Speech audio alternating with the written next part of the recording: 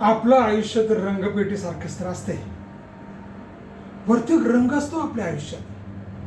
तर कोणत्या रंगानं आपलं आयुष्याचं चित्र सुंदर बनवायचं हे आपल्याच हातात असतं.